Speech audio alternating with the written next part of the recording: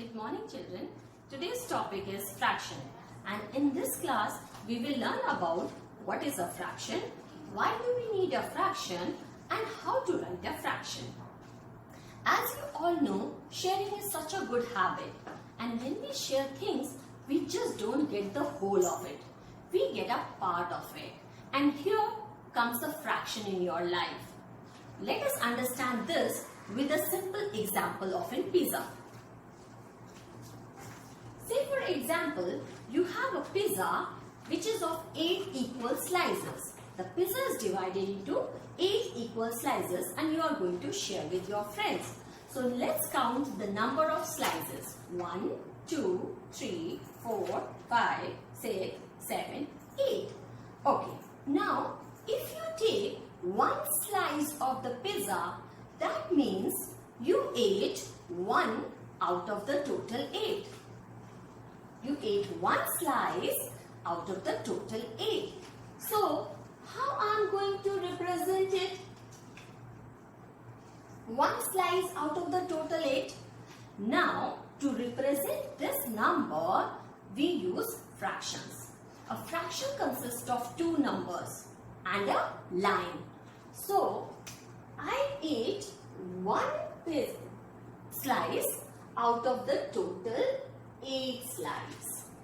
Okay, so this is my fraction. 1 upon 8 is my fraction. Here in the fraction, the denominator represents the total number of equal parts. How many parts this whole pizza has? 8 parts. 1 which is eaten, 2, 3, 4, 5, 6, 7, 8.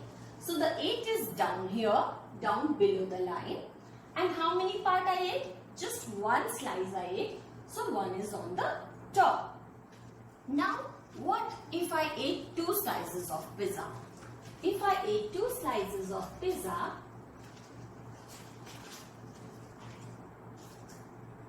how I am going to represent it? Will it be like this? No.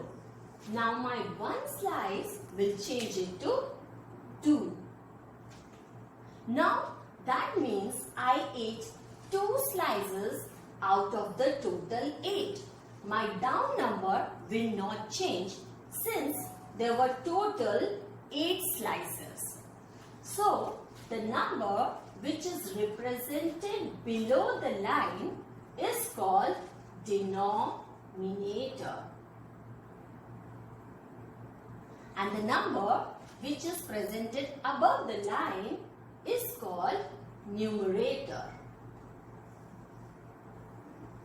What does denominator represents?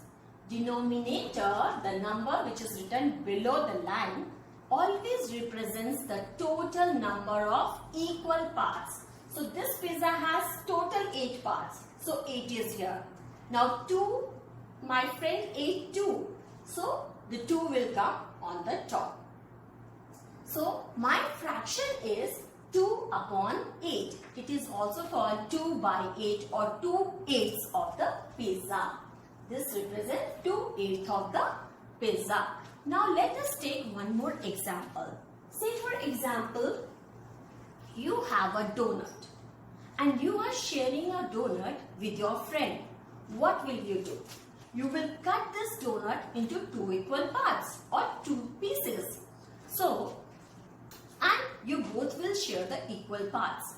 So, let me cut this donut into, this is one whole donut, and let me divide into 2 parts.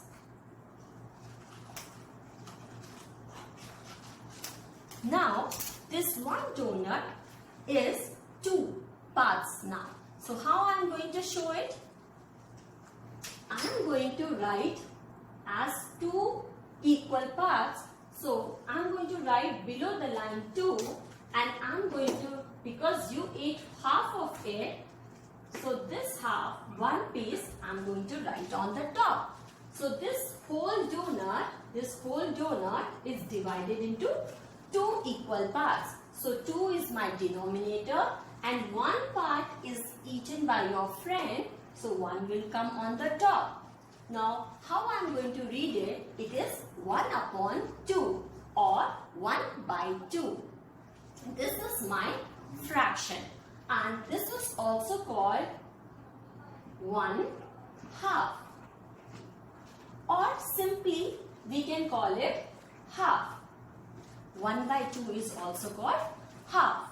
So here the number which is written down is the total number of parts. See here, two parts were there. So the total is down, and the part which is eaten by you will come on the top. So that will be your numerator. So what is a fraction? Fraction is a part of a whole. Fraction is a part of a whole. So this is how we share or divide things and represented it in the form of fractions. Fractions is just not a part of a whole, but it is also a part of a group. Say for example, I have group of sticks. Okay, let me count the number of sticks I have. This is 1, 2, 3, 4, 5, 6, 7 and 8. Now I have a group of 8 sticks and my friend says, give me half of it. What shall I do? Shall I break each and every stick and give? No. This is a group of 8 sticks and I will divide this group into 2 equal parts. So I am going to take, I have divided into 2 groups. So one group I will give it to my friend and one for me. So half of 8 is 4.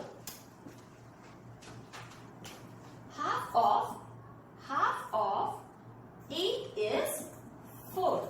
So we can also say that fraction is a part of a group. So fraction is also a part of a group. That's all for today's class. I hope you liked it and enjoyed it. Bye bye. Thank you.